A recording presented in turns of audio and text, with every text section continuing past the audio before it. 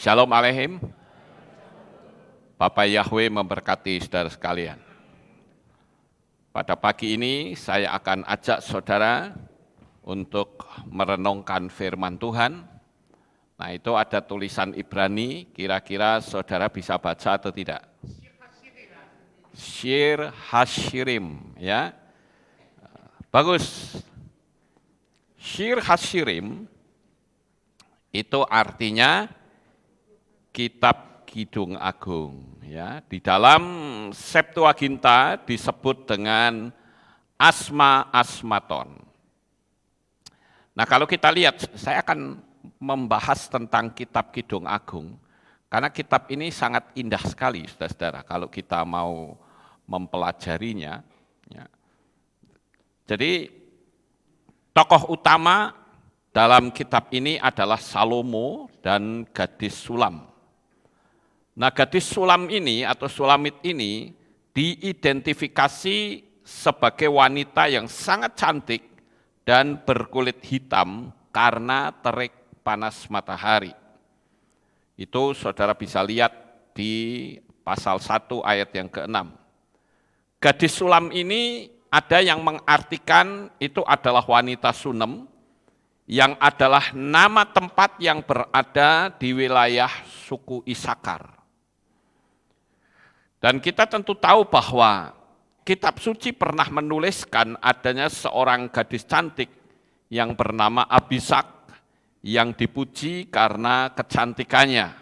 Itu saudara bisa lihat di dalam kitab Melehim Alef pasal 1 ayat yang ketiga sampai 4. Nah, orang lain yang disebutkan dalam kitab ini adalah sang gembala dari kekasih gadis Sulam ini. Bisa dilihat di ayat yang ke-7, dan ibu serta saudara-saudara lelakinya Raja Salomo.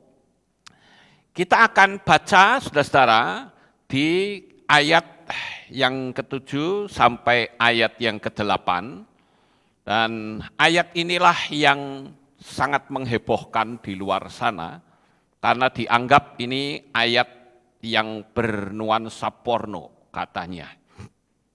Kita akan baca ya, saya akan bacakan untuk saudara di kitab Shir Hashirim atau kitab Kidung Agung, pasal yang ke-7, ayat 7 sampai ayat yang ke-8, demikianlah bunyinya.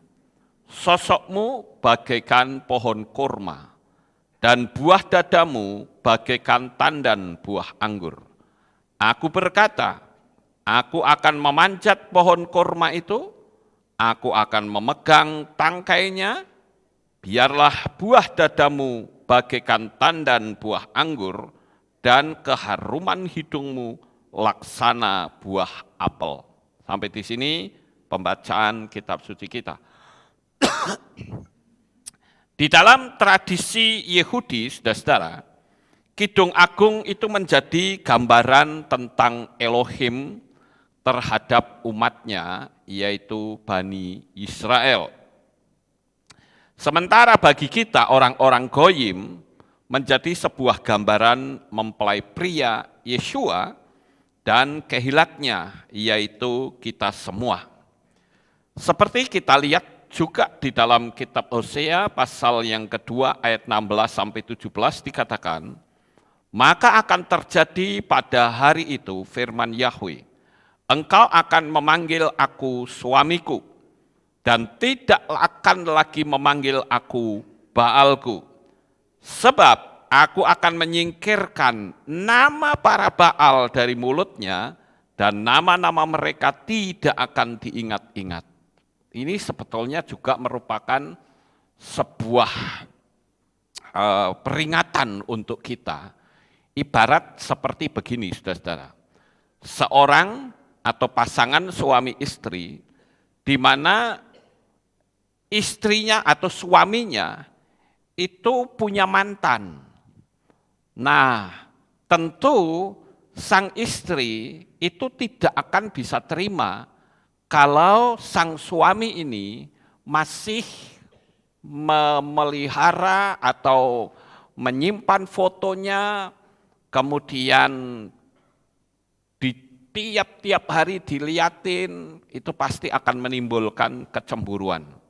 Nah di sini di dalam dunia alam supranatural, Bapak Yahweh itu tidak suka kalau umat-umatnya itu menyembah Baal, nama Baal. Maka kalau saudara lihat di Hosea 2 ayat 17 dikatakan, sebab aku akan menyingkirkan nama para Baal. Nah ketika nama Baal itu disingkirkan dari mulut kita, mau enggak kita? Mau. Tapi sampai sekarang masih ada yang belum mau tuh. Ya, masih menganggap oh ini dari dulu sudah seperti itu kok. Ya. Nah, bahkan di sini dikatakan dan nama-nama mereka tidak akan lagi diingat-ingat. Nah, saudara yang terkasih, kitab Syir Hasyirim adalah kitab nyanyian segala nyanyian. Syir itu artinya nyanyian. Cucu saya namanya Shirel. Syir itu nyanyian, L-nya itu adalah Elohim. Jadi Shirel artinya nyanyian Elohim. Nah, Syir Hasyirim ini, saudara-saudara, itu berisi syair-syair cinta yang memiliki nilai sastra yang sangat tinggi. Bukan sekedar sebuah syair nyanyian pada umumnya. Kitab ini hanya bisa dipahami oleh orang-orang yang memiliki tingkat atau kelas pemahaman di atas rata-rata. Karena dalam kitab itu mengandung banyak simbol-simbol yang bisa diaplikasikan di dalam kehidupan sehari-hari. Beda dengan orang yang bermoral rendah. Kalau orang yang moralnya rendah akan menganggap bahwa kitab Syir Hasyirim ini adalah sebuah kitab porno, saudara-saudara. Sebetulnya kalau kita mau mempelajari kitab Syir Hasyirim, itu ibarat seperti seorang yang mencintai calon istrinya atau pacarnya dengan menggunakan bahasa yang puitis. Ya bahasa puitis itu tentu saja enggak bisa digambarkan secara letterleks. Misalnya, seorang laki-laki yang mencintai istrinya, lalu mencintai calon istrinya, lalu dia berkata begini, sayang, aku kalau melihat wajahmu itu seperti bulan yang bercahaya. Dan aku juga melihat matamu itu seperti bintang-bintang. Ya. Dan mulutmu itu juga seperti bulan sabit yang terbalik. Hidungmu juga seperti kacang mete. Ya. Coba sekarang kalau kita mau pakai logika, saudara-saudara, gambarkan hal itu, medeni enggak kira-kira? Medeni. Ya. Tapi itulah ekspresi dari suatu gambaran bahasa hati untuk menyanjung kekasihnya. Saya melihat kitab Syir Hasyirim ini, saudara-saudara, itu luar biasa sekali. Ketika saya merenungkan dari ayat ke ayat, ternyata mengandung banyak pengajaran yang sangat menarik. Nah, saya ambil contoh, misalnya kita lihat ya di dalam teks kitab suci itu dikatakan apa? Di ayat yang ke-7. Ya, kita baca ayat 7 ya. Sosokmu bagaikan pohon kurma dan buah dadamu bagaikan tandan buah anggur. Nah, saudara yang terkasih, di dalam teks bahasa Ibrani dituliskan Zot komatek damtah letamar we syadaik ke askolot. Nah, ini adalah hubungan cinta antara suami istri.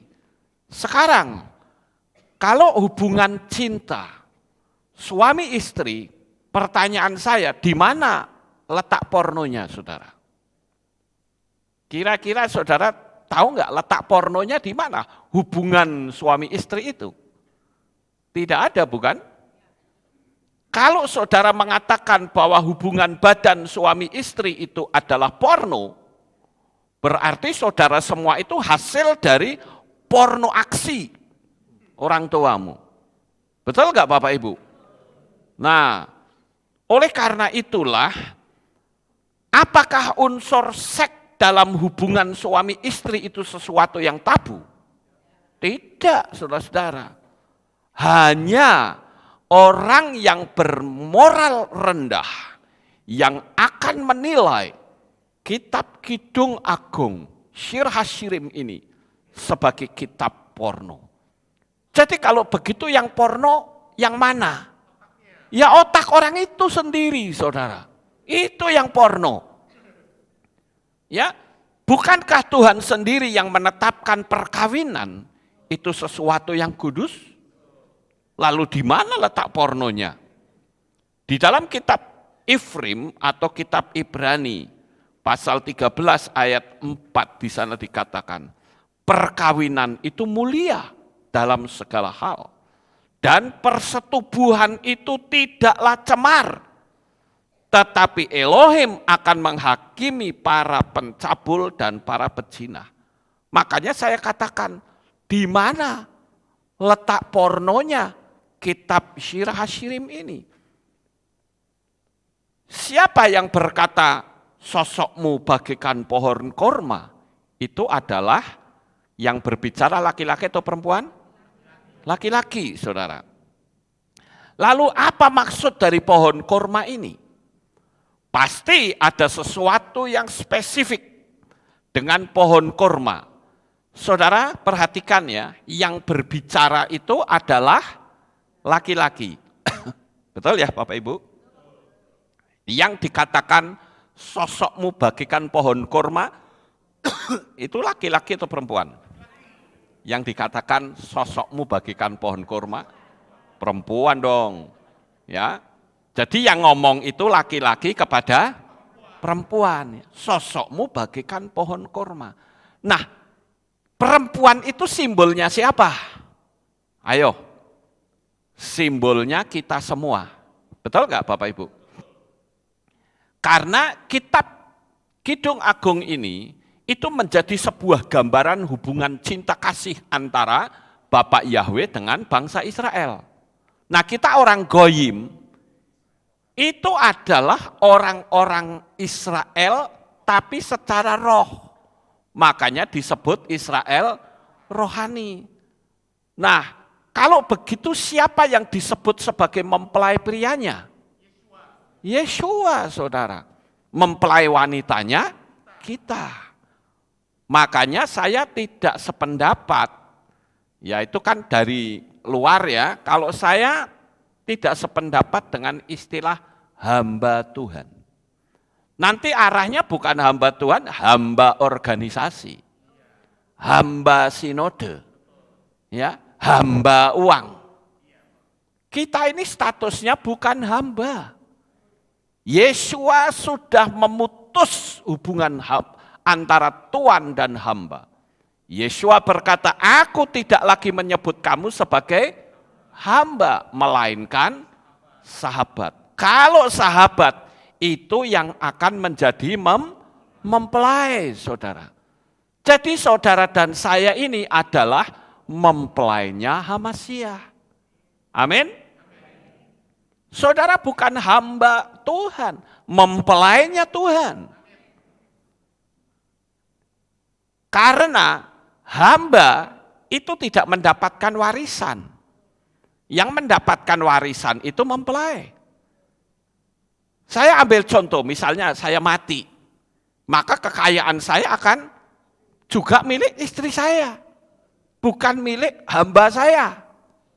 Ngerti saudara? Hamba juga tidak mengetahui rahasia tuannya. Tapi mempelai dia akan tahu rahasia tuannya. Rahasia mempelai prianya, saudara. Dan hamba itu bekerja untuk uang.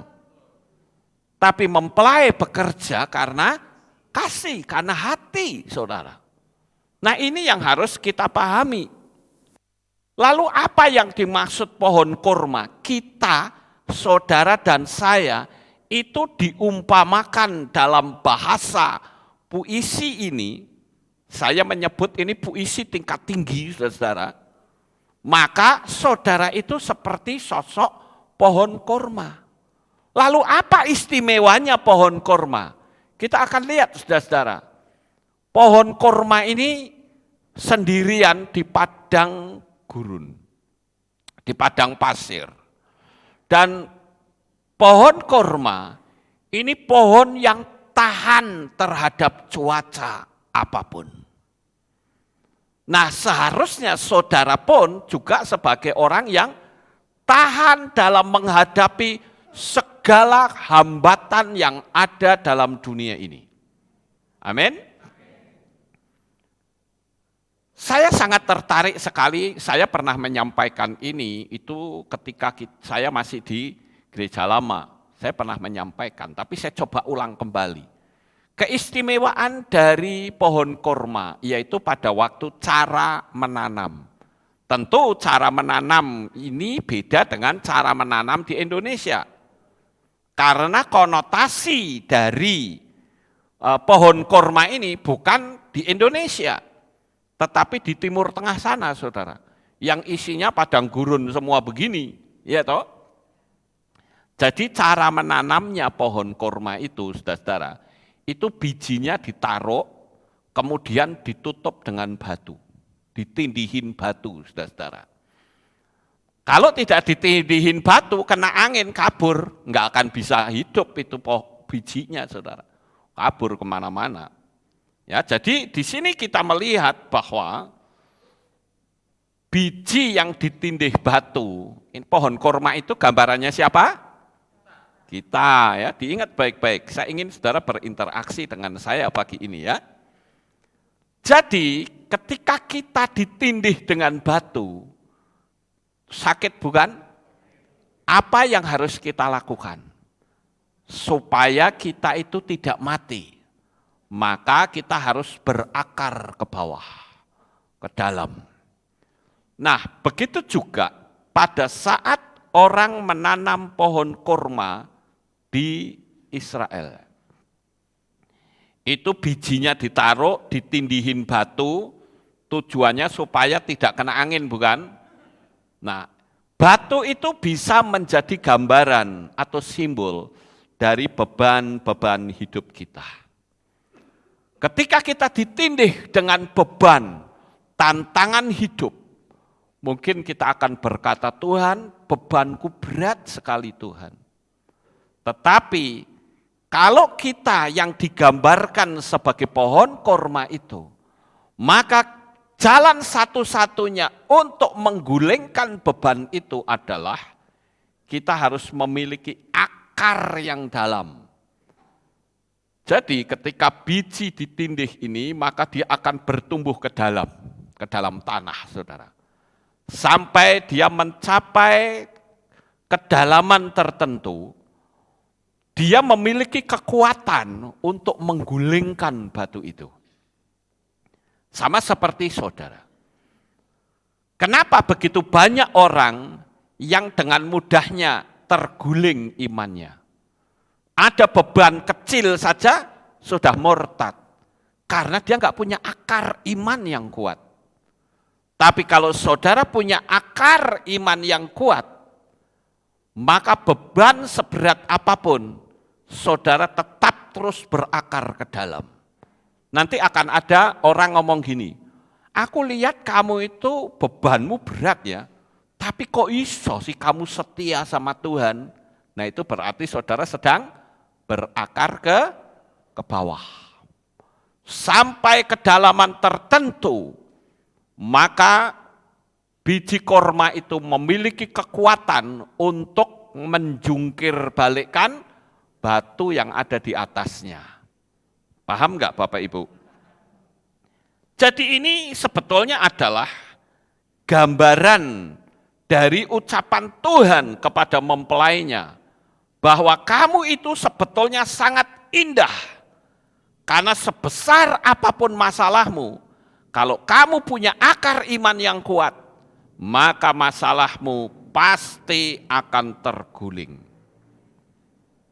Kenapa pohon korma itu berada di tempat yang panas dan berangin, tetapi tidak tercabut? Karena akarnya sangat kuat.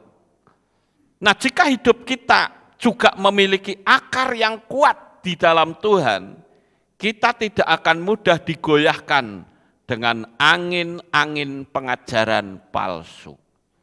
Sekarang ini kalau saudara lihat di YouTube, ya nonton sana, nonton sini, nonton sana, nonton sini, bingung saudara. Benar-benar bingung. Penyebutan nama Yahweh itu kan sudah dari dulu, bukan? Sekarang muncul pengajaran yang mengatakan yang benar itu bukan Yahweh, tapi Yahweh. Bingung, ayo kelabaan saudara. Sehingga tanya yang benar itu yang Yahweh atau Yahweh. Bingung. Ya. Tapi kalau saudara ngerti, banyak mempelajari sampai dalam, saudara akan ngerti. Yang benar Yahweh atau Yahweh? Yahweh, saudara. Yahweh itu muncul setelah pembuangan di Babel. Lah kita mau ikutnya setelah mereka pulang apa kita ikut dari dulu? Ya, Bapak Ibu. Jadi kalau Tuhan izinkan tekanan-tekanan itu muncul dalam kehidupan kita, kita jangan berontak, saudara-saudara. Berakar saja terus dalam pemahaman yang benar. Pasti kekuatan yang besar akan muncul untuk menggulingkan beban-beban hidup masalahmu. Tapi kalau saudara tidak punya akar iman yang kuat, saudara akan mudah digoyahkan. Saya ambil satu contoh, saudara-saudara. Kita yang percaya kepada Bapa Yahweh, kita yakin bahwa Bapa Yahweh itu adalah Tuhan yang Maha Kuasa. Amin. Kalau kita dalam kondisi kekurangan sama sekali masalah keuangan, biasanya, ini biasanya saudara ya, saya ngomong biasanya. Ketika orang kekurangan uang, pikiran mereka kemana? Aku tak cari utangan kemana ya? Atau setidak-tidaknya aku mau minta siapa ya? Itu artinya saudara tidak mengandalkan Tuhan. Kalau saudara mengandalkan Tuhan, saudara yakin betul bahwa Bapak Yahweh itu hidup. Saya punya keyakinan selama saudara cinta kepada Bapa Yahweh dengan sangat dalam, saudara tidak akan dibiarkannya.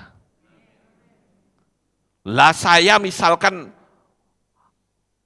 dengan kekayaan yang super dahsyat, anak saya sepatunya jebol saja, enggak perlu kok dia pusing, saya pasti berkati dia. Bayangin aja saudara punya anak, saudara itu seorang konglomerat. Lah anak saudara kok minta-minta ke tetangga, itu mempermalukan saudara enggak kira-kira? Mempermalukan saudara-saudara. Nah di dalam kitab Syir Hashirim ini diberitahu, engkau itu sosok pohon korma. Harusnya kita betul-betul seperti pohon korma yang memiliki akar yang kuat ke bawah. Beban seperti apapun. Nah biasanya ketika seseorang itu berpikir cari utangan sulit, akhirnya dia minta tolong kepada teman-temannya. Begitu minta tolong sama teman-temannya, ternyata temannya nggak ada yang tolong. Aduh maaf ya, saya sedang juga mengalami kesulitan. Ya wes enggak apa-apa. Enggak apa-apa wes ya, saya tahu. Dia pinjam lagi di sini. Pak aku mau minta tolong gini Pak. Aduh saya juga mengalami kesulitan. Dua, dia minta tolong lagi orang yang ketiga. Pak aku butuh karena, waduh maaf ya. Apa yang terjadi? Orang kalau sudah kesana sini ditolak, kecewa. dalam keadaan kecewa, ada orang dari agama lain nolongin. Kamu butuh apa sih? Aku mengalami kesulitan, keuangan. Aku cuman butuh uang 1 juta saja, kok nggak ada orang yang mau tolongin saya. Kamu lihat kan, kamu sudah membuktikan sendiri kan? Teman-temanmu itu ngomong, itu cuma hanya di mulut. Ngomong kasih, mana buktinya? Bullshit semua, tahu? Aku tidak seiman dengan engkau, tapi aku bisa memberkati kamu. Kamu butuh berapa? 1 juta. Tak kasih 10 juta. Nih, goyah nggak imannya saudara? Goyah pasti. Tapi orang yang punya akar yang kuat, di samping yang pertama dia tidak akan pernah mau minta-minta. Tetapi ketika ada pertolongan datang dari orang beragama lain, dia akan berkata, terima kasih Bapak Yahweh, engkau pakai siapa saja untuk tolongin saya. Ngerti saudara? Ya. Kalau kita sampai punya pemahaman seperti ini, maka saya katakan engkau memiliki akar iman yang kuat. Tapi kalau saudara tidak memiliki pemahaman yang benar, ketika seseorang itu dibantu, kamu butuhnya berapa? 1 juta, tak bantu 10 juta. Mau nggak kamu ikut iman saya? Ya wes enggak apa-apalah, wong terbukti kok. Saya ya di iman saya ya buktinya ya miskin. Ya percuma kalau kayak gitu. Wes aku ikut kamu deh, enggak apa-apa. Kamu suruh apa? Suruh saya apa wes? Akhirnya Tuhan itu dijual dengan harga 10 juta saja. Sampai di sini paham ya Bapak Ibu? Jadi betapa pentingnya orang memiliki akar iman yang kuat.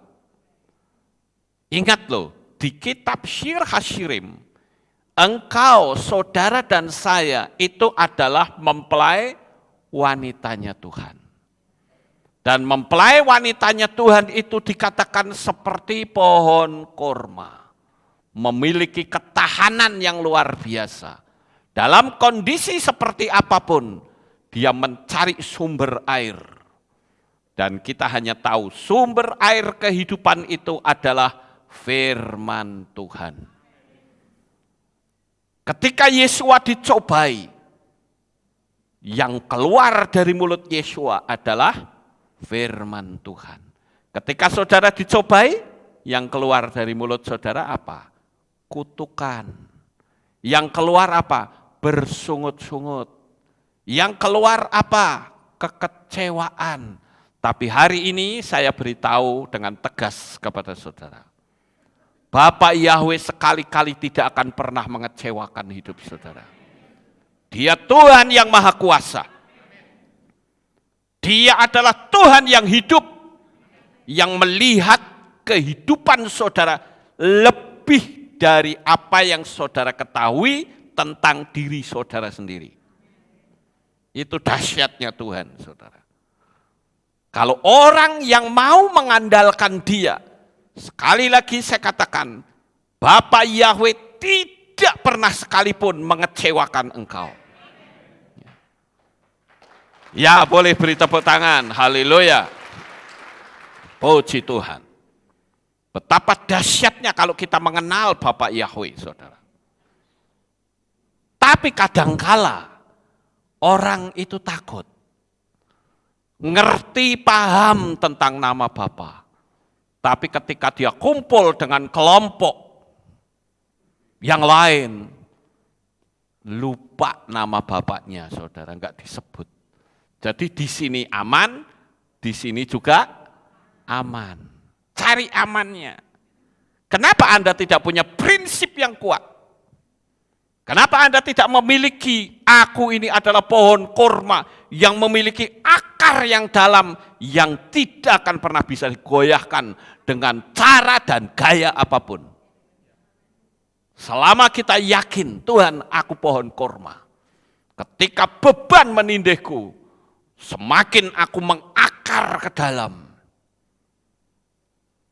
Tidak seperti orang-orang pada umumnya, begitu ada angin pengajaran apa takut, gentar, kemudian apa cemas, bingung, khawatir, dan tanda tanya, sebetulnya saya itu ikut iman ini benar atau tidak? Saya kasih tahu saudara, tidak ada kekuatan yang bisa membelah lautan Kolsom yang sedemikian banyak, kecuali kekuatan tangan Bapa Yahweh. Tidak ada orang yang bisa membangkitkan orang mati berkali-kali, kecuali tangan Yeshua HaMashiach. Jadi kalau hari ini ekonomimu mati, jangan pusing saudara. Ngomong, bernubuatlah. Katakan, aku hidup diberkati oleh Bapa Yahweh. Aku tidak akan kekurangan apapun. Tuhan itu cuma nyuruh kita ngomong, berani bicara. Tapi setan mengatakan, ojo sombong loh ya. Nek sombong jatuh. Yang tahu sombong dan tidak itu diri kita dengan Tuhan. Saudara. Orang lain tidak bisa mendeteksi kita. Antara kesombongan dengan iman itu beda tipis. Kita sebagai anak-anak Bapa Yahweh itu harus sadar betapa dahsyatnya kasih Bapa yang begitu sempurna. Sekarang sampai di sini saudara paham? Saya katakan sekali lagi sebelum saya maju berlanjut, saudara adalah sosok pohon kurma. Ya. Sekarang kita lihat yang berikutnya. Nah, di situ dikatakan ya, di ayat yang ke-7 tadi, sosokmu bagaikan pohon kurma dan buah dadamu bagaikan tandan buah anggur. Yang disebut buah dada siapa? Kita bukan? Nah, saudara yang terkasih, apa maksud dari ayat ini? Maka kita harus tahu di dalam teks bahasa Ibrani, ini ditulis ya, Zot, Tek, Damtah, Lethamar, Weshadayik, Askolot. Perhatikan kata Shadayik ini. Waw, Shin, Dalet, Yot, Kaf. Saudara perhatikan kata Shadayik. Nah, Shadayik, buah dada ini, itu bicara tentang kemahakuasaan Tuhan. Buah dada di situ ditulis dengan kata Shadayik. Tapi kenapa mempelai pria ini berbicara kepada mempelai wanita tentang kemahakuasaan? Ini sebagai gambaran bahwa di dalam dirimu itu sebetulnya ada kekuasaan yang sangat besar seperti Tuhan. Karena engkau dijadikan serupa dan segambar dengan Tuhan. Kalau ini apa ini? Mezuzah ya saudara. Mezuzah itu ada tulisannya Shin, Dalet, Yot. Dibaca apa? Shaddai. Shaddai, kata dai itu artinya cukup. Ya. Sementara kita lihat kata syad. Syad itu artinya buah dada, saudara-saudara. Jadi buah dada yang mencukupi asupan makanan kepada bayinya. Nah, kita sering mengatakan bahwa El Shaddai itu adalah Elohim yang maha kuasa. Nah, kalau kita pecah-pecah satu-satu, ini ya, Shaddai, Dai itu artinya apa? Dicukupi. Syad itu artinya buah dada. Jadi buah dada yang mencukupi asupan makanan kepada bayinya. Ketika bayi itu menerima asupan makanan dari buah dada seorang ibu, maka bayi itu akan memiliki kekuatan imunitas yang luar biasa. Bapa Yahweh itu juga sudah memberikan imunitas untuk saudara semua. Tetapi setan mengatakan imunitasmu tidak terpakai. Maka supaya imunitasmu gede, diberilah tanda bilangan binatang itu. Saya bilang itu bukan imunitas, saudara. Hati-hati. Yang imunitas itu adalah DNA kita. DNA kita itu nama Yahweh. Tapi setan berusaha untuk menggantikannya. Bukan lagi DNA, tapi mRNA, saudara. Itulah kelicikan setan. Jadi Bapak Ibu, kalau kita lihat di pintu-pintu rumah orang Israel ada kata Shaddai, Sin, Dalet, Yod. Ini sebetulnya singkatan dari Shomer, Daltot, Yisrael. Atau kalau diterjemahkan satu-satu artinya penjaga pintu-pintu Israel. Orang yang tidak ngerti taunya ini apa? Jimat. Ya. Aneh sekali saudara. Makanya saya katakan belajarlah pola Ibrani. Dengan kita belajar pola Ibrani kita akan tahu. Pernah ada orang yang tanya sama saya begini. Loh Pak Lukas, kenapa rumahnya orang Israel itu selalu dipasangin mezuzah? Ternyata orang Israel itu pakai jimat ya, saya bilang. Pikiranmu itu pikiran nggak genah, saya bilang gitu. Sebetulnya mezuzah itu untuk mengingat bahwa aku punya Tuhan yang Maha Kuasa. Makanya mezuzah ini kalau saudara pergi ke Israel di semua pintu hotel mesti ada. Tidak pernah ada pintu hotel yang nggak ada mezuzahnya, nggak pernah ada. Bahkan pintu mobilnya orang Israel pun kadangkala dipasangin mezuzah. Tapi kebanyakan sih bukan di mobil ya, walaupun ada di mobil juga banyak. Tetapi biasanya di pintu-pintu. Apa sih tujuannya?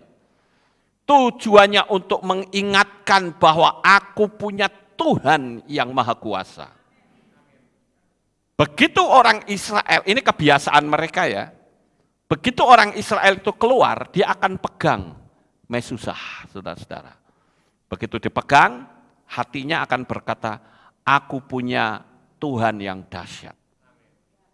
Jadi ketika keluar, dia ingat gak bahwa dirinya ada Tuhan yang Maha Kuasa. Ketika masuk ke rumah, dia pegang lagi, aku punya Tuhan yang Maha Kuasa. Jadi baik keluar, baik masuk, selalu punya ingatan bahwa aku punya Tuhan yang Maha Kuasa. Itu maksudnya saudara-saudara. Bukan jimat. Orang aja yang nggak ngertinya jimat, kasihan deh. Ya. Nah, Bapak Ibu Saudara yang terkasih, kalau saudara lihat di perayaan Pesah, orang Israel selalu berkata atau menyanyikan satu lagu yang dinyanyikan itu kalimatnya adalah Dayenu. Di sini kan kita juga nyanyikan begitu bukan? Dayenu, apa sih Dayenu? Dayenu itu artinya Tuhan itu mencukupi hidup kita. Orang-orang Israel itu merasa bahwa bagi saya keluar dari perbudakan Mesir itu sudah cukup bagi kami. Tetapi Tuhan memberi lebih, yaitu apa? Anak-anak sulung orang Mesir itu mati. Sampai dari budak yang paling rendah sampai ke Firaun. Tidak ada anak sulung yang hidup, saudara-saudara. Bangsa Israel pun juga bisa mengalami hal yang sama. Makanya Tuhan ngomong sama Mose, taruhlah tanda darah di atas ambang pintu. Ya, nah di sini, kemudian di sini, kemudian di sini. Ini kan membentuk huruf Ibrani Het, saudara. Het itu artinya kehidupan yang kekal. Ya, jadi kita sebagai anak-anak Bapa Yahweh itu sudah diberikan kejelasan. Di dalam hatimu harus ada darah yang memberi kehidupan yang kekal, yaitu darah Yeshua HaMashiach. Makanya Yeshua disebut sebagai Torah Chaim, saudara. Inilah keistimewaan kita percaya, dan saya katakan ketika nanti Tuhan itu datang untuk yang kedua kalinya, kita pasti akan menyongsong Tuhan di awan-awan yang permai. Haleluya. Karena kita percaya akan kuasa kebangkitannya. Bagi orang Mesir, bagi orang Israel, keluar dari Mesir itu juga sudah cukup. Tetapi Tuhan membuat lautan Kolsom itu terbelah. Bahkan Tuhan juga memelihara bangsa Israel sampai 40 tahun dan memberikan Torah kepada bangsa Israel. Artinya apa? Manusia hanya berpikir Tuhan, cukup Tuhan, bagi saya ini saja sudah bagus. Tapi Tuhan bilang tidak, aku akan berikan lebih untuk kamu. Tuhan yang sama. Kalau hari ini saudara mengalami kesulitan apapun, ingatlah bahwa kita ini ibarat seorang bayi yang sedang menyusu ibu, saudara. Kita bukan saja dicukupi, tetapi diberikan imunitas yang kuat. Itulah yang disebut dengan Shaddai. El Shaddai. Elohim yang maha kuasa. Elohim mencukupi segala-galanya. Makanya di dalam kitab Tehillim atau Mazmur 100 ayat 4 dan 5 dikatakan, masukilah gerbangnya dengan ucapan syukur, pelatarannya dengan pujian, bersyukurlah padanya, berkatilah namanya, sebab Yahweh itu baik. Kasih setianya untuk selama-lamanya dan kesetiaannya turun-temurun. Kita bersyukur memiliki pribadi yang dahsyat sekali. Betapa saya itu bangga ketika saya tahu bahwa Tuhanku itu ternyata Bapa Yahweh. Betapa bangganya hatiku, saudara. Rabi Shaul juga mengatakan di kitab Filipi 4 ayat 11 sampai 13. Sebab bukan karena kekurangan aku berkata-kata. Sebab aku telah belajar untuk menjadi cukup dengan apa yang ada padaku. Aku sudah mengetahui direndahkan. Aku pun sudah mengetahui berkelimpahan. Dalam setiap hal dan dalam segala sesuatu aku sudah terlatih, baik untuk dikenyangkan maupun untuk merasa lapar, baik untuk berkelimpahan maupun untuk dibuat berkekurangan. Aku menyanggupi semuanya di dalam HaMashiach yang mengkuatkan aku. Artinya apa? Dalam kondisi seperti apapun, Tuhan itu memberikan kekuatan ekstra dalam hidupmu. Makanya pakai pola yang saya ajarkan, saudara. Ketika saudara menghadapi banyak kesulitan, janganlah geresulah. Tapi katakan terima kasih Tuhan, karena kesulitan ini akan memperindah kesaksian kemenanganku. Haleluya. Nah itu harusnya begitu, saudara. Karena indahnya suatu kesaksian di mana? Terlalu banyaknya hambatan, tetapi Bapak Yahweh ikut campur tangan dalam kesulitan hidup saudara. Ya. Coba kalau saudara dengar orang-orang yang bersaksi. Menariknya karena ada campur tangan Tuhan dalam kesulitan yang dihadapi oleh orang yang bersaksi itu. Kalau dia tidak ada kesulitan, apa yang dipakai untuk bersaksi, saudara? Tapi saya katakan, jadi mulai hari ini, ketika saudara menghadapi kesulitan, seperti Rabi Shaul katakan, kita harus senantiasa mengucap syukur. Mengucap syukurlah dalam segala hal. Buah dada itu bisa berarti suatu bagian tubuh yang bisa memberikan makanan sehat bagi anak-anaknya, memenuhi kebutuhan makanan bagi bayinya. Di sana dikatakan bagaimana buah dada itu disebut bagaikan tandan buah anggur. Dan di situ kita menemukan sebuah gambaran lagi tentang pohon anggur, saudara. Tadi kan yang pertama kita melihat apa? Pohon kurma. Kemudian yang kedua, buah dada. Yang ketiga, buah anggur. Tandan buah anggur. Nah, kira-kira seperti ini, saudara. Tandan buah anggur. Nah, Bapak Ibu Saudara yang terkasih, apa artinya ini semua? Artinya adalah dari tubuh mempelai Hamasya, yaitu saudara dan saya, memiliki kasih, karena anggur itu berbicara tentang kasih. Makanya saya bilang ini kitab ini luar biasa loh. Makanya disebut dengan Shir HaShirim. Shir itu nyanyian, Hashirim itu artinya nyanyian di atas nyanyian.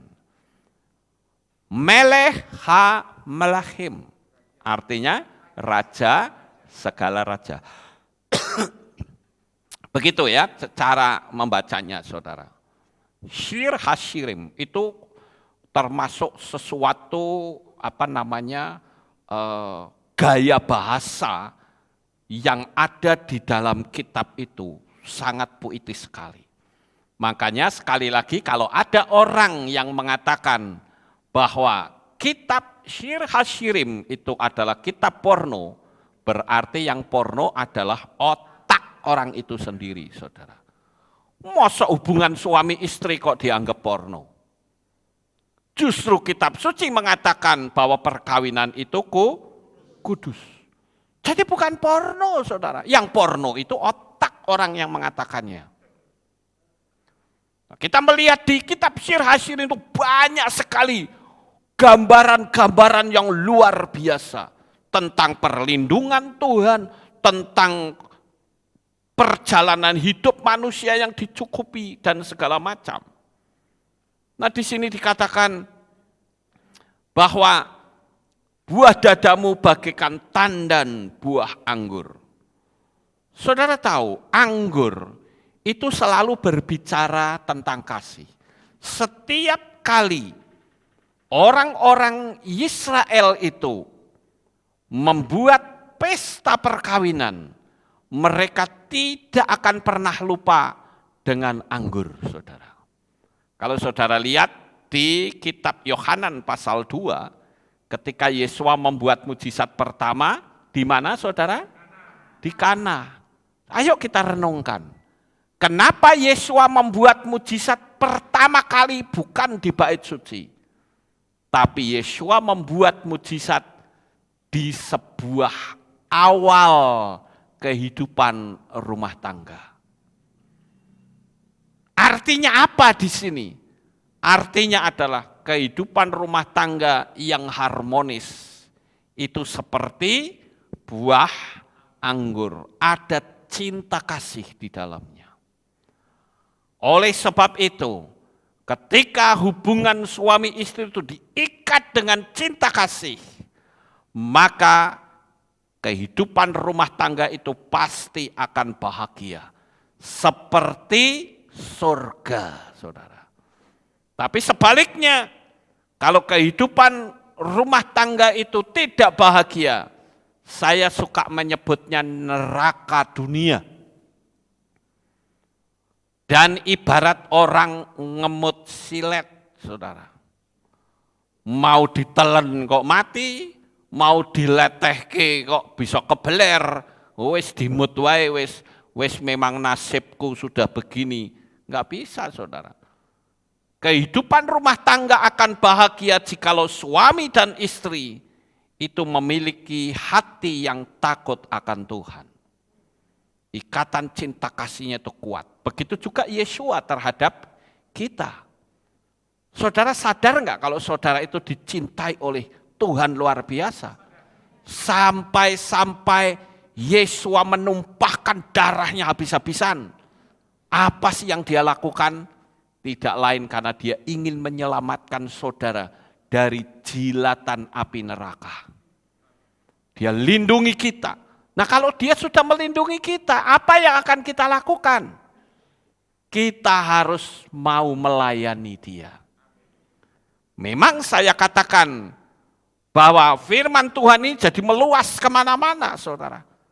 Karena kita melihat bagaimana Tuhan mencintai kita saja, kita sudah menggapai cintanya, maka yang kita lakukan adalah kita mau melayani apa yang dia inginkan.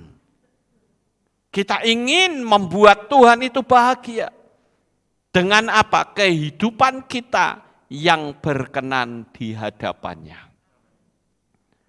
Itulah yang disebut dengan tandan buah anggur. Kalau tandan buah anggur itu berarti anggurnya banyak atau sedikit? Banyak. Tuhan ingin kita memiliki hati yang berkelimpahan dengan kasih. Bapak Ibu Saudara yang terkasih. Lalu kalau kita melihat di situ, lanjut kalimatnya berkata apa? Di ayat yang ke-7, ayat yang ke-8. Aku berkata, aku akan memanjat pohon kurma itu. Aku akan memegang tangkainya, biarlah buah dadamu bagaikan tandan buah anggur dan keharuman hidungmu laksana buah apel. Lah muncul lagi buah lagi, saudara. Di situ disebut dengan buah apel, saudara-saudara. Apa sih yang dimaksud dengan buah apel ini, saudara-saudara? Dikatakan keharuman hidungmu laksana buah apel. Dalam budaya Yahudi, apel itu melambangkan harapan.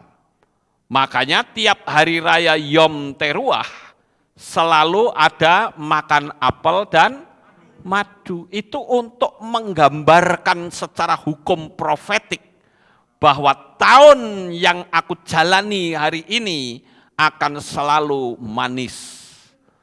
Ya, Bapak Ibu, dikatakan hidungmu laksana buah apel. Hidung itu adalah anggota tubuh yang berkaitan dengan nafas kehidupan. Jadi ini memiliki arti setiap tarikan nafas kita itu mengandung pengharapan masa depan yang manis dan cerah. Adakah dalam pikiran kita ketika kita tarik nafas? Mati welah percuma aku urip nang donya iki. Ada enggak yang seperti itu? Banyak sekali, saudara. Makanya saya kemarin cerita bagaimana saya di WA orang. Orang ini kecewa berat dengan kehidupan. Dia bilang, aku lebih baik mati. Untuk apa? Aku hidup di dunia ini. Semua orang tidak mengasihi aku. Saya katakan, manusia boleh seluruh dunia tidak mengasihi engkau, tetapi ada satu pribadi yang kasihnya sempurna, dialah Yesua HaMasiah. Haleluya. Kenapa saudara pusing dengan kasih manusia? Kalau memang manusia tidak bisa mengasihi engkau, sebut saja, maklum namanya juga manusia. Tapi aku masih punya guru besar. Dialah Yesua HaMasiah yang kasihnya takkan pernah habis sampai dunia kiamat. Sampai aku mati, kasih Yesua tetap mengalir dalam hidupku. Haleluya. Dan hari ini saya beritahu saudara, kasih Yesua itu mengalir juga dalam diri saudara masing-masing. Jangan engkau takut, jangan engkau gentar. Kondisi seperti apapun, ada Yesua yang selalu mendampingimu. Saya hanya katakan bangkit dan jadilah pemenang. Karena engkau ke dunia ini dilahirkan menjadi seorang pemenang. Ada pepatah dunia berkata, you born to be a winner. Kamu dilahirkan untuk menjadi seorang pemenang. Jadi kalau saudara dalam kondisi tekanan segala sesuatu yang diingat apa saudara? Kesaksianku akan indah dengan peristiwa ini. Jadi saudara nggak akan kelokro, aduh percuma apa orang-orang bicara kasih mana buktinya. Saudara kan tidak lihat si A itu kebutuhannya apa, betul nggak? Tapi kalau kita malah nggak suka dengan si A karena dia tidak bisa ngasih uang saudara, saudara menghakimi semakin jauh dari rezeki. Tapi kalau saudara mengucap syukur terus kepada Tuhan, maka benar-benar pendidikan dari kitab Syir Hasilim ini berlaku dalam kehidupan saudara. Nah ini bicara tentang apel, saudara-saudara. Saya ketika merenung ini, saya coba lihat-lihat, apel itu sakjane apa sih buat orang Israel? Kok kita merayakan Yom Teruah selalu ada apel dan madu? Berarti apel itu istimewa ya saudara-saudara. Kenapa kok mereka tidak menggunakan buah alpukat saja, tapi pakai apel atau pakai buah duren? Kenapa pakai apel, saudara? Wow, ternyata apel itu juga memiliki antioksidan. Ya, apel juga bisa membuat jantung itu kuat. Kalau saudara makan apel biasanya kulitnya dibuang atau tidak? Ada yang dibuang, ada yang dimakan. Ya, ternyata setelah saya pelajari, itu kulitnya itu mengandung obat loh saudara. Luar biasa sekali ya. Dan saya lihat di Israel, ya ada pabrik pengolahan apel itu di dataran tinggi Golan yang sangat canggih. Coba nanti kalau saudara pengen tahu, saudara masuk ke YouTube, ketik aja. Apple Factory in Golan. Nanti saudara akan lihat di situ perusahaan pengolahan apel untuk nyuci saja nih, nyuci apel. Wow, itu peralatan canggihnya luar biasa saudara. Sudah kayak sistem robot begitu. Hebat, nanti saudara bisa lihat. Nah perusahaan itu namanya Bereshit saudara. Itu perusahaan pengolahan apel terbesar di dataran tinggi Golan, bahkan di seluruh dunia kali. Karena di situ ya, alat itu bisa memisah-misahkan, oh ini apel ini sudah harus dibuang. Bisa pisah sendiri saudara. Oh yang warnanya merah bisa ngumpul sama yang merah, yang kuning bisa ngumpul sama yang kuning. Saya bilang hebat banget ini. Ya. Nah ini saudara lihat ini, apa pabriknya kayak begitu tuh. Ini ya. Yang merah so ngumpul sama merah, yang kuning ngumpul sama kuning sendiri. Ya, kok iso gitu loh.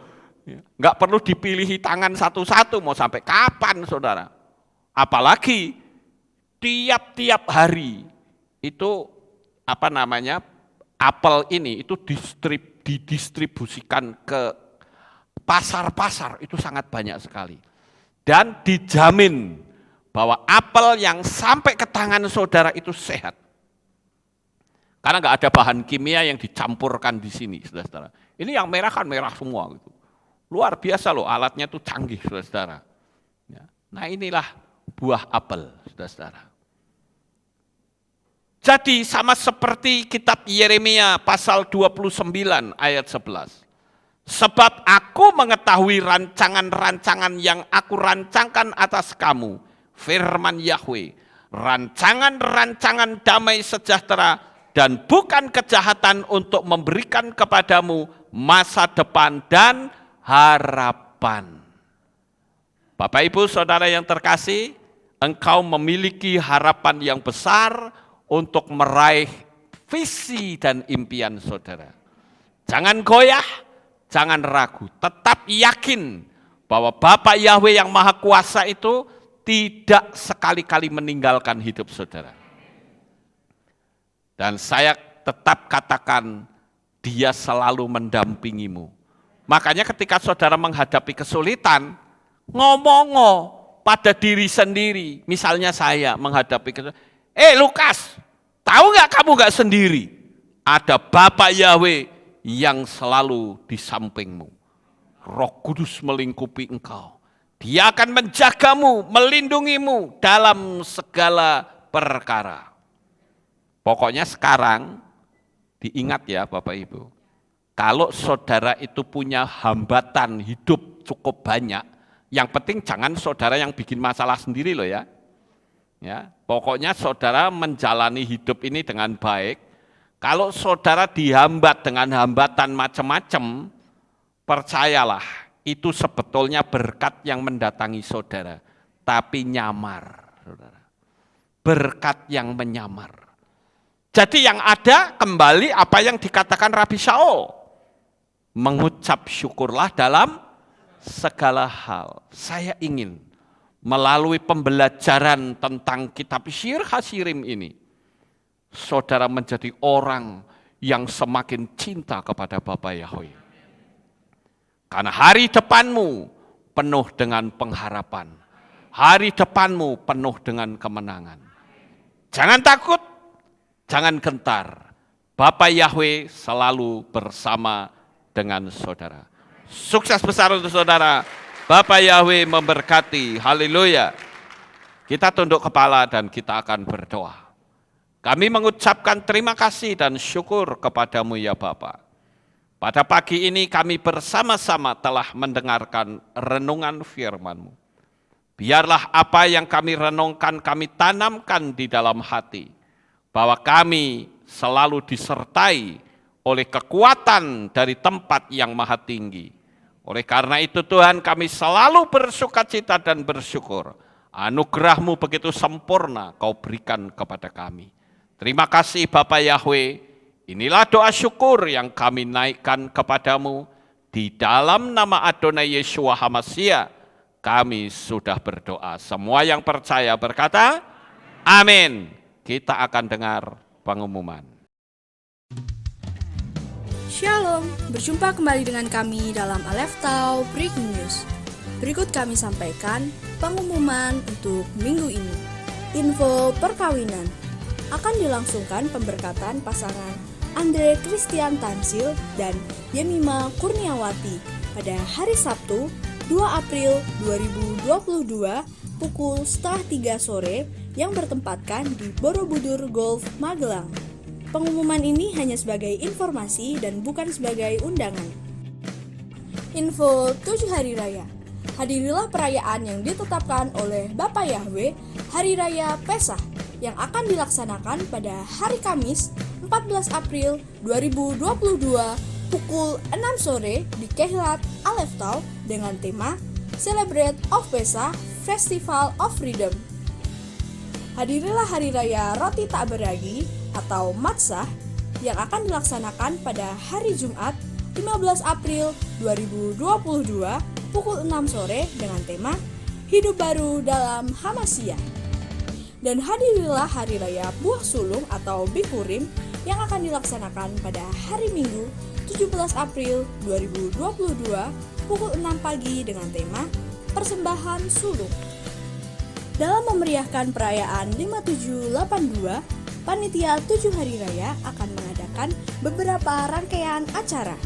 Yang pertama, lomba mewarnai dan melukis tingkat SD kategori anak sekolah minggu. 2. Lomba cerdas cermat kitab suci kategori pra-remaja dan youth. 3. Lomba TikTok Selamat Paskah 5782 kategori jemaat umum.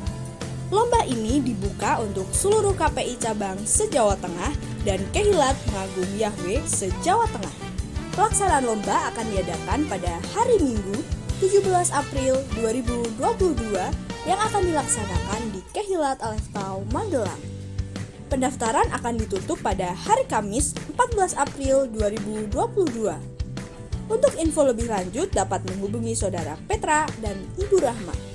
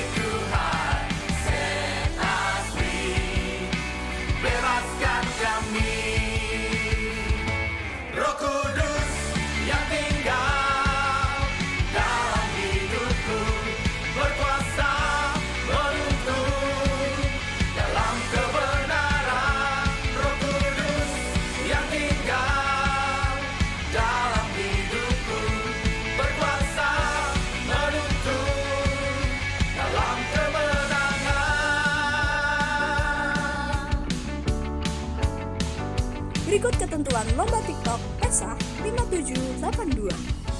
Yang pertama, menggunakan lagu Set Us Free. Yang kedua, konten berupa dance atau storytelling tentang PESA 5782.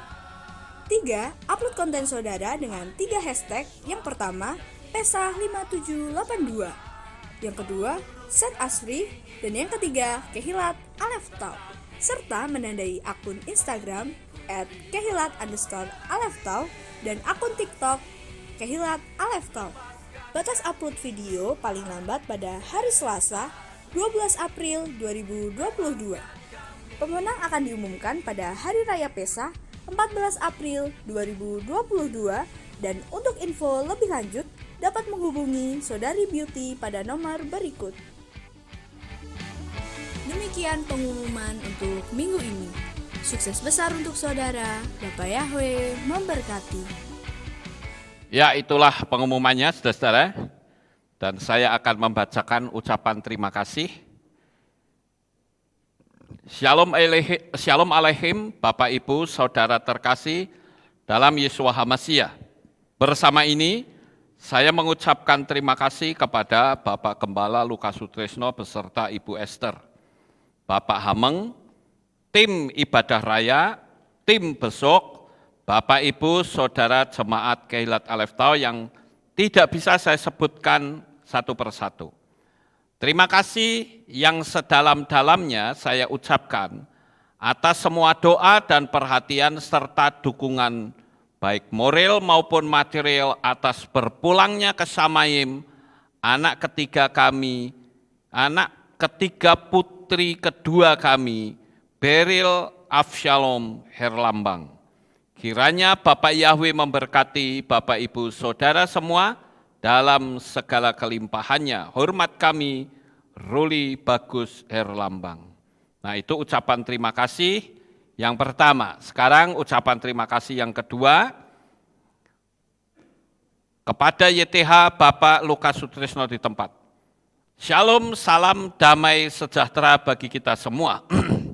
Bersama ini saya, Bu Berta, mengucapkan terima kasih yang sebesar-besarnya kepada Bapak Ibu Gembala Lukas Sutrisno, tim kunjungan, seluruh jemaat KPI Aleftau Magelang atas dukungan doa dan perhatiannya sejak saya sakit sampai saat ini masa pemulihan pasca operasi.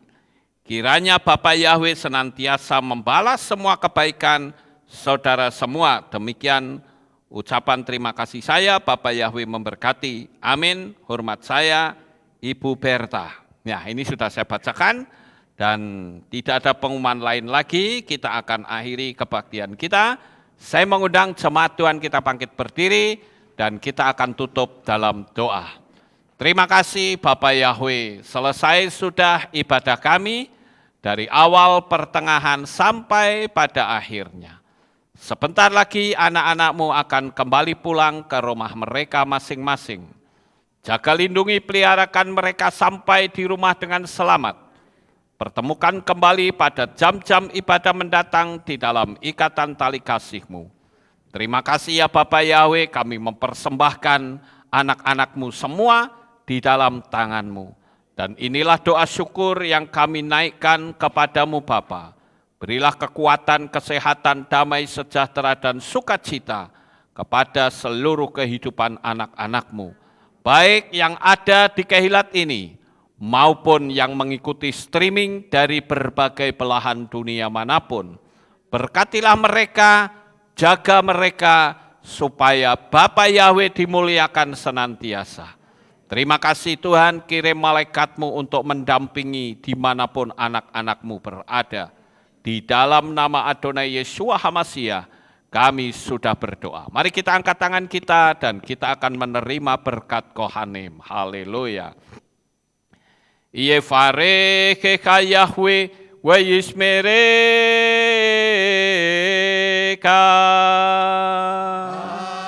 Amen. Ken yehi rasa. Yair Yahweh panau eleka. Wihuneka.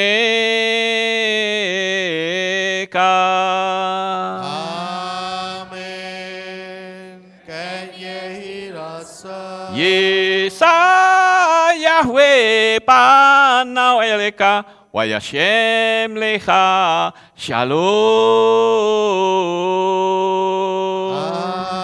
Amen. Ken yehi rasa. Baruk atapair o faruk atabasadeh. Engkau akan diberkati di kota dan kau akan diberkati di ladang. Amen. Baruk peripitne kau friatmat kau frifahem teka syekar alapeka wa esterotsonika. Diberkatilah buah kandunganmu, diberkati hasil bumimu, diberkati hasil ternakmu, anak-anak lembumu dan anak-anak dombamu. Amen. Baruk tan akau misyarteka, diberkatilah bakulmu dan tempat adonan. Amen. Baruk ata boboy, kau faruk ata beseteka, dan kau akan diberkati pada waktu kau masuk, dan kau akan diberkati pada waktu kau keluar. Amen. Baruk ata Yahweh Elohenu melek haolam, besem Yesua hamasya beruah hakodes kile olam faed. Kami sudah berdoa dan mengucap syukur. Haleluya.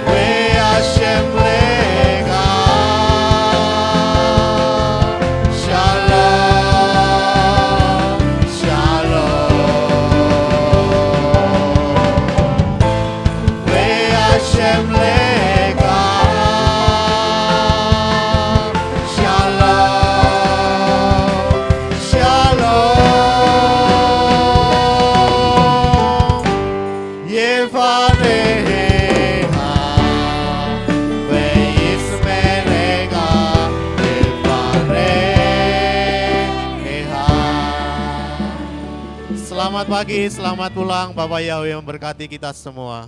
Dikala ku berdoa, teringat kamu, jauh mata memandang, juga ada kamu. Karena besar kasih-Nya, kita dijadikannya satu dalam keluarga besar Yesus Tuhan. Dikala ku berdoa, teringat kamu, jauh mata memandang, juga ada kamu. Karena besar kasih-Nya, kita dijadikannya satu dalam keluarga besar Yesus Tuhan. Senyum dan air matamu dalam kasih Yesus, berpisah bertemu lagi. Senyum dan air matamu dalam kasih Yesus, berpisah untuk bertemu lagi.